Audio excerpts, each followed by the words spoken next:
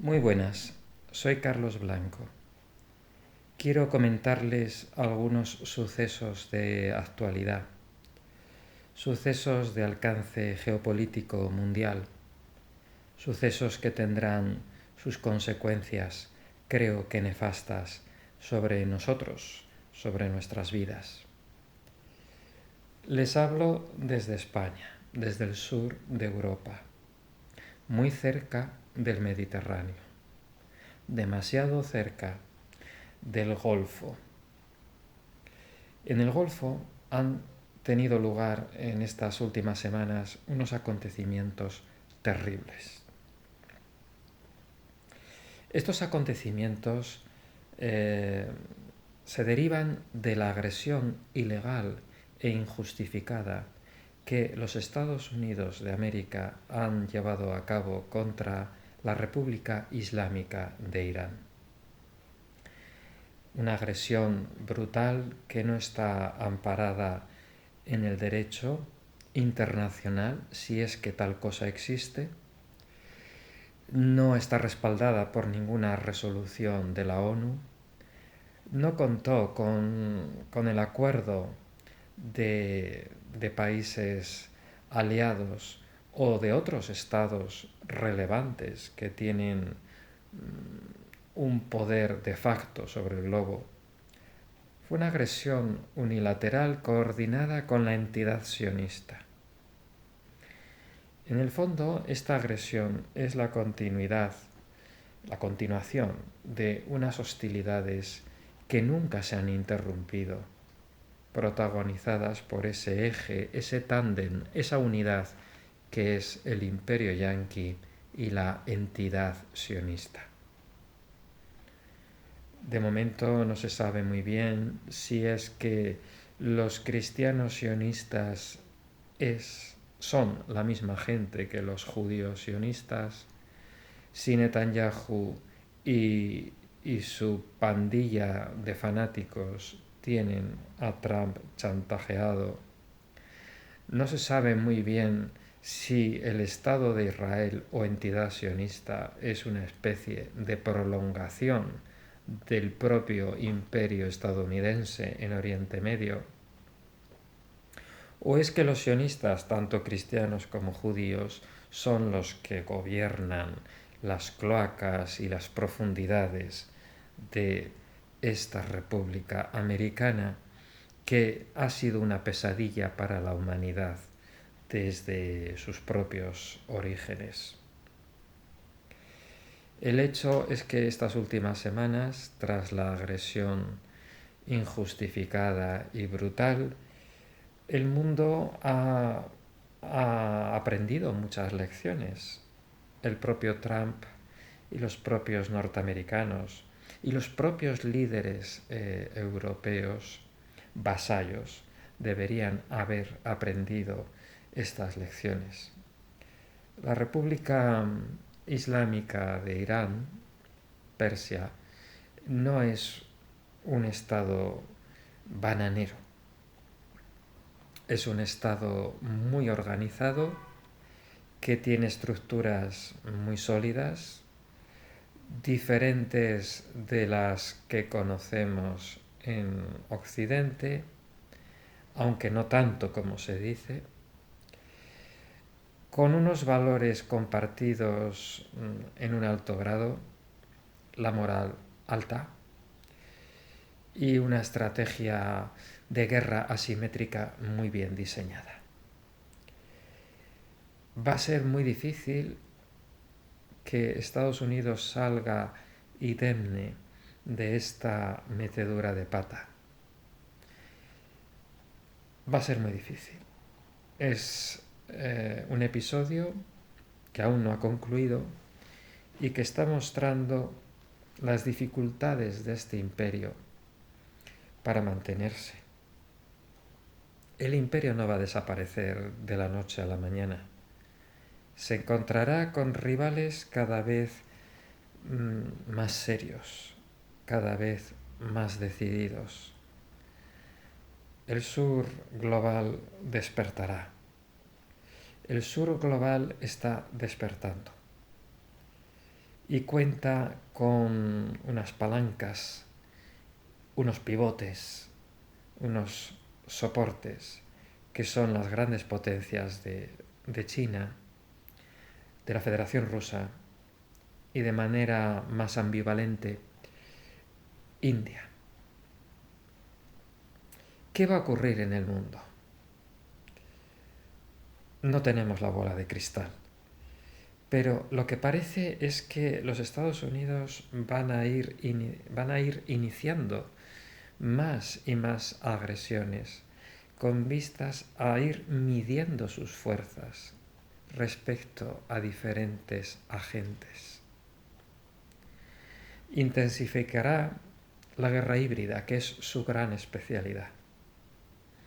No es el combate con guerras convencionales, desde luego no es el combate en tierra, cuerpo a cuerpo en tierra su especialidad. Los occidentales, especialmente americanos y judíos, no son nada buenos en este aspecto.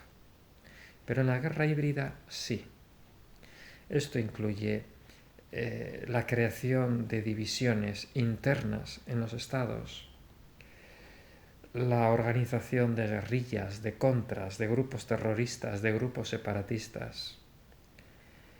Esto incluye el soborno, la compra de líderes, algo muy fácil en un régimen de partidos, en una democracia formal de partidos. Eso incluye la intervención en los medios de comunicación, la cooptación de líderes. También incluye la marginación de intelectuales, de activistas, de personas y de entidades que pueden ser un obstáculo al imperio. En España lo sabemos muy bien. España es un estado intervenido incluso desde los propios tiempos de Franco. La intervención de los norteamericanos en España con el objeto de alinearnos de su parte, de ponernos bajo su cobertura, bajo su dominio, se remonta por lo menos al año 52, 53, cuando se iniciaron los contactos abiertos, oficiales, entre Estados Unidos y el régimen de Franco. Se cedió soberanía, se cedieron las bases. Hoy tenemos la base de Rota, que es una de las bases norteamericanas más importantes y está en suelo español. Es heredera de aquellos acuerdos entre Franco y los americanos, ¿no? La cesión de soberanía quizás sirvió para escapar del hambre. No tuvimos en España el Plan Marshall. La dictadura no podía continuar sin ese cordón umbilical que significaba la ayuda norteamericana. Pero esta ayuda norteamericana siempre ha sido, siempre fue, siempre es interesada. Supone el paso hacia un vasallaje. El vasallaje no fue total hasta llegar a la época del asesinato del almirante Don Luis Carrero Blanco. Si Don Luis Carrero Blanco no hubiera sido asesinado, supuestamente por ETA, pero vamos, se sabe que fueron manos dirigidas desde Washington, España hubiera sido un clavo, una espina en pleno occidente. La retaguardia de la OTAN no hubiera estado bien guardada para los americanos. Hubiera sido muy posible desarrollar la bomba atómica, esa especie de sistema preventivo para salvaguardar la soberanía nacional. que fue lo que intentaron los franceses, que fue lo que intentó De Gaulle, aunque el legado de De Gaulle está finiquitado hoy en día. España conoció muchas intromisiones en su soberanía nacional por parte de los americanos. Después del asesinato de Carrero Blanco, hubo episodios muy oscuros en nuestra historia. He ahí el papel del emérito. Hay bastantes indicios que relacionan al emérito con los intereses norteamericanos.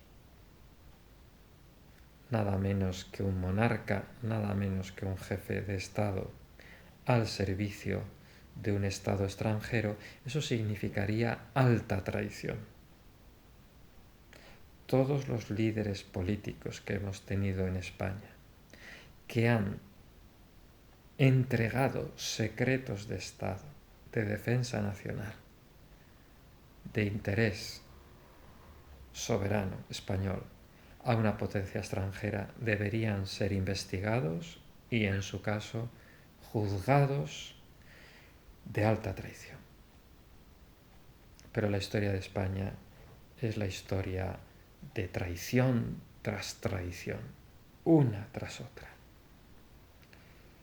La entrega del Sáhara fue como mostrarle la sangre al lobo.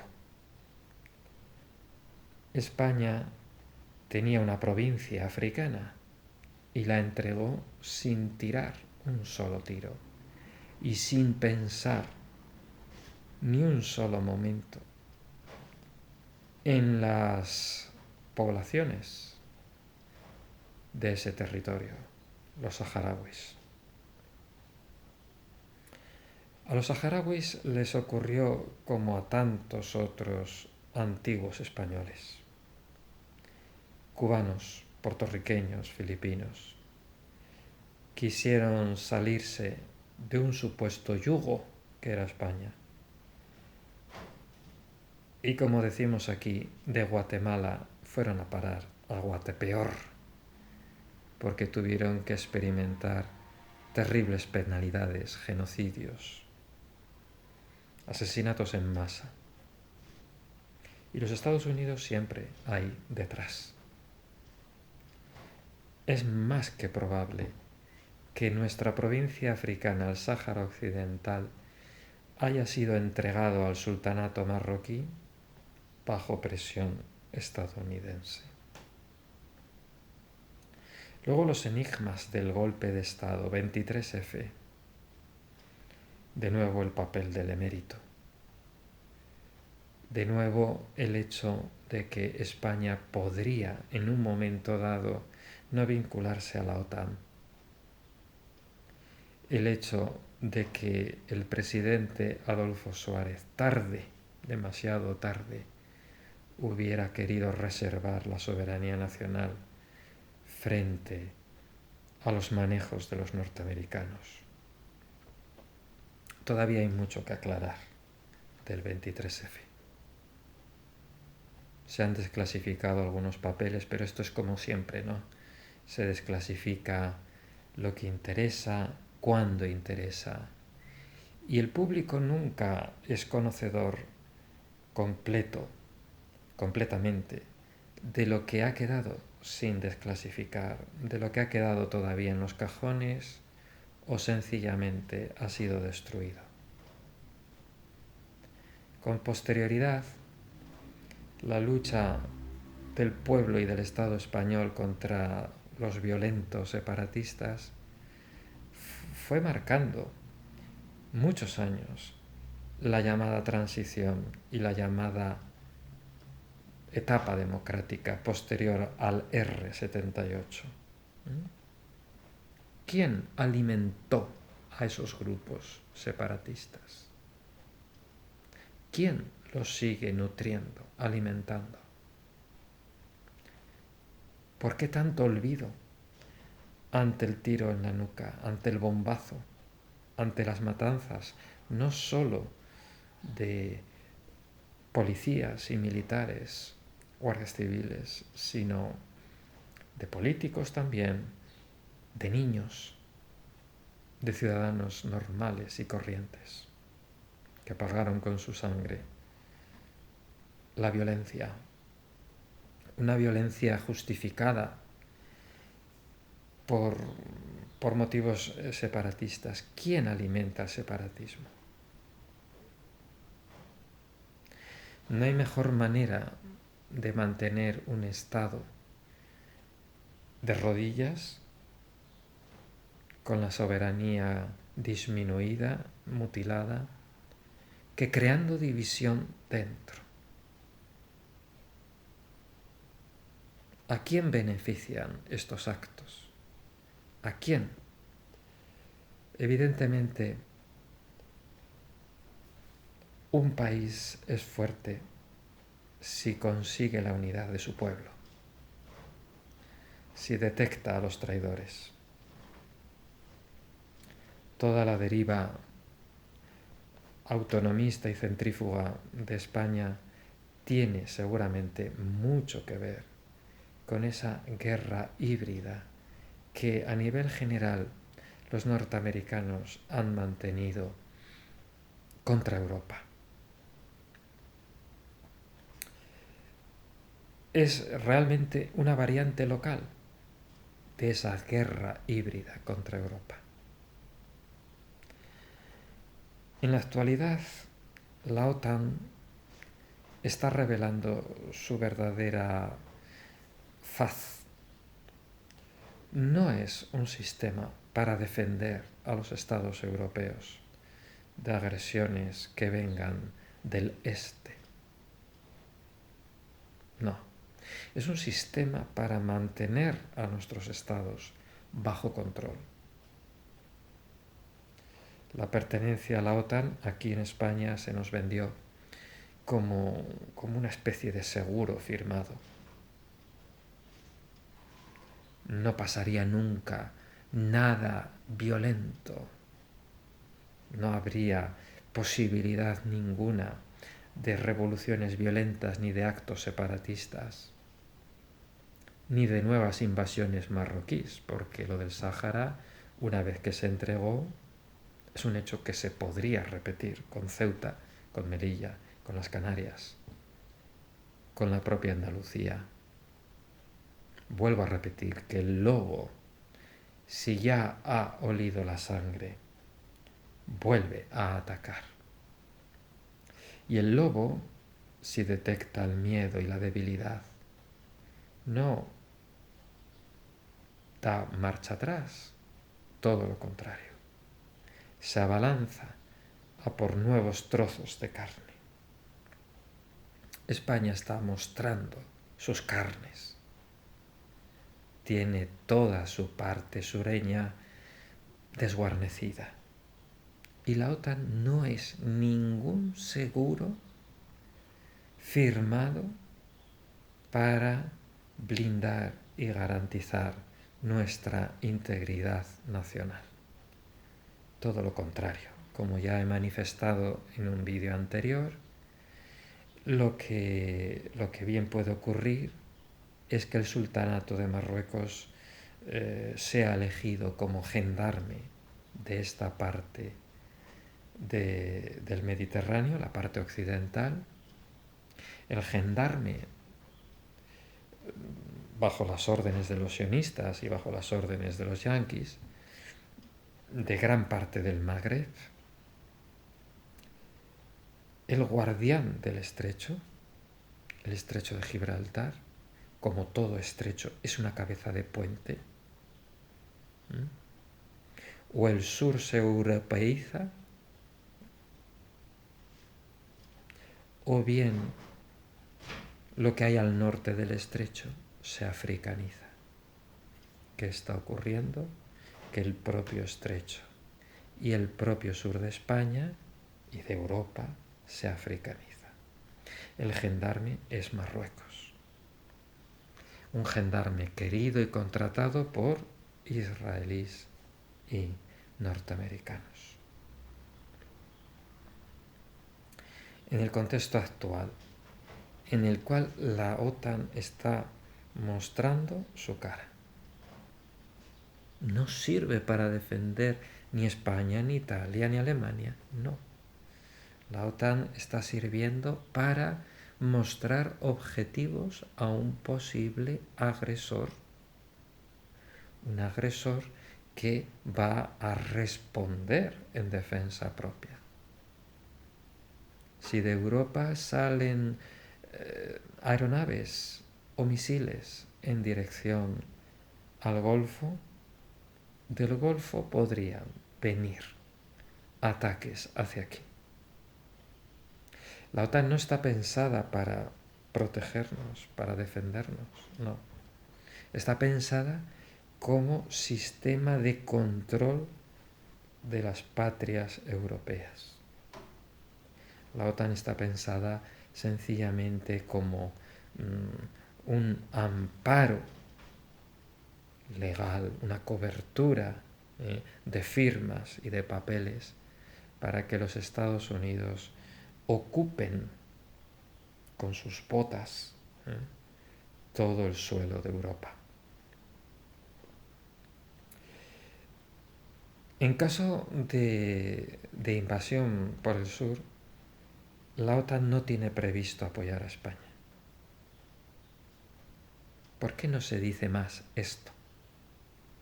La OTAN no va a defender Ceuta y Melilla en caso de sernos estas ciudades arrebatadas.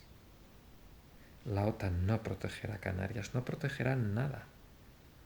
La OTAN es un entramado institucional para justificar esa ocupación militar estadounidense. Los Estados Unidos odian a Europa. Les recuerda su remoto pasado. Aquellos colonos fanáticos que no querían en Inglaterra, en Escocia, en Alemania, se fueron para allá a crear una nueva Jerusalén. Ellos vieron en esa zona de América del Norte una nueva tierra prometida. Aquellos puritanos fanáticos se consideraban una de las tribus perdidas de Israel. No eran verdaderos europeos. Estos norteamericanos que lideran un imperio mortífero se hacen llamar descendientes de europeos cuando les interesa. Su mentalidad genocida existió desde el principio. Aniquilaron a casi todos los indios de América del Norte y a muchos de América Central. ¿Eso lo hicieron los españoles? Algunos se aniquilaron, evidentemente, pero no a todos. Hubo mestizaje, hubo integración, aparte de muchos desmanes que no los discuto. Pero el racismo congénito de aquellos puritanos anglosajones, ni España, ni Rusia, ni China lo han manifestado de esa manera. Estamos hablando de imperios de muy distinta catadura, de muy distinta naturaleza. El imperio occidental, como lo llama el profesor Piqueras, es decir, Estados Unidos, la anglosfera y luego el cinturón exterior de vasallos infames entre los que nos encontramos nosotros, los españoles. Este imperio occidental es genocida y es racista congénitamente. No va a tolerar un retroceso en su poder. Cuando ese imperio se venga abajo, se va a venir abajo matando, destrozando, aniquilando. Cuentan con el botón de la bomba atómica. ¿Qué podemos hacer? ante este panorama. Cuando estoy grabando este vídeo se habla de una tregua muy precaria, una guerra que no ha terminado, una guerra que se reiniciará con todo su salvajismo probablemente pronto. Es muy poco margen de maniobra que tenemos en países sometidos como España, como Italia, Alemania, Países Bajos. Es muy poco margen, poquísimo. Yo creo que los países menos atlantistas a nivel popular, menos rusófobos a nivel popular, deberíamos presionar todo lo posible a nuestros partidos políticos, a nuestra casta pseudo-democrática y obligarles a renegociar los tratados o a salirnos directamente de esta jaula, de esta prisión.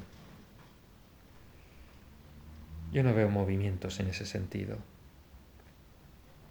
Se habla de la paz como si tuviéramos flores en la cabeza, como si estuviéramos en California en los años 60, en el Festival de Woodstock. No estoy hablando de esa paz, la de los hippies con flores en la cabeza. La paz a largo plazo, la paz crónica, no va a existir nunca en este planeta. El hombre es así, mientras haya estados, mientras haya vida civilizada, habrá guerra. Pero hay guerras y hay guerras.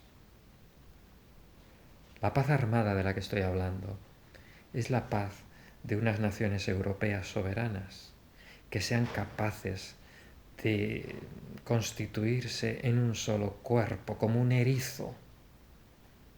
Nadie osaría acercarse a ese erizo. El erizo no te va a atacar. Es hora ya de que a los africanos les dejemos en paz. Es hora de que a los países asiáticos les dejemos en paz. Es hora de que a las repúblicas de Iberoamérica las dejemos en paz. Sin colonialismo, sin paternalismo, sin intervenciones injustificadas. En paz y solidaridad con todos los pueblos. Pero Europa tiene que ser un organismo con púas para que tampoco nadie se le acerque. ¿Y cómo echar a los americanos de aquí? Es que no va a ser fácil, pero tiene que haber unidad popular. Tiene que haber un cuestionamiento incesante de las instituciones multinacionales. Unión Europea, OTAN, la propia ONU, la propia UNESCO, la OCDE, toda esa bazofia hay que liquidarla y refundar unas nuevas instituciones. El pueblo, los pueblos de Europa, por su propia supervivencia, tendrían que unirse y tendrían que empezar una guerra sin cuartel a las propias oligarquías de los partidos y a las propias oligarquías económicas que sostienen a estos partidos. Es una tarea muy ardua. Pero mientras tanto, con tregua o sin tregua, el barril de petróleo se va a poner por las nubes. Por las nubes. Todo encarecerá. El empleo se irá volviendo más precario. El caos étnico en Europa será insufrible. Muchas ciudades serán ciudades selva, ciudades jungla, donde la convivencia sea imposible. El propio buenismo quedará totalmente desacreditado. Venga, que venga todo el mundo, que va a haber paguitas para todos. Eso se va a acabar. Los estados de Europa, si quieren ser soberanos, tendrán que avanzar hacia una economía, aunque sea a medias, planificada, no neoliberal. una economía que podríamos llamar socialista, con monopolios de Estado, controlados democráticamente por el propio pueblo, no por los partidos. Control de la economía, empresa pública, sanidad y educación absolutamente centralizadas, justicia social, dureza en la aplicación de las penas, una justicia que funcione, una justicia severa y popular, una comunidad organizada. Los pueblos tendrán que organizarse al margen de los partidos y al margen de los sindicatos subvencionados. Y una presión constante sobre las bases. Que a esta gente invasora se les haga imposible seguir existiendo un día más en nuestro suelo. Que tengan miedo de estar aquí. Que estén pensando una y otra vez en hacerse las maletas, diciendo: no es nuestra guerra, no es nuestro suelo. ¿Qué hacemos aquí? Que lo sientan, que lo piensen. Hay que echarlos. Bien, después de este programa y de estas reflexiones, que ahora mismo pueden parecer utópicas,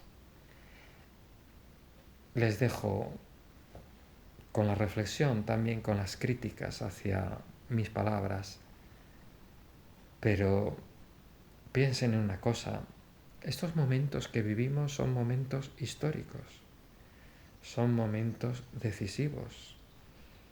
La Europa que vamos a conocer en los próximos 10 o 20 años no se parecerá nada a la Europa histórica que hemos dejado atrás. Nada, nada. Y tenemos que estar preparados. O tomamos las riendas, o seremos realmente un campo de batalla en todos los sentidos. Nos meterán en estas guerras mundiales fragmentadas y nos introducirán el caos migratorio, el caos étnico, el caos social, el caos económico. Los Estados Unidos van a sobrevivir generando este caos en Europa. Su auge es a costa nuestra.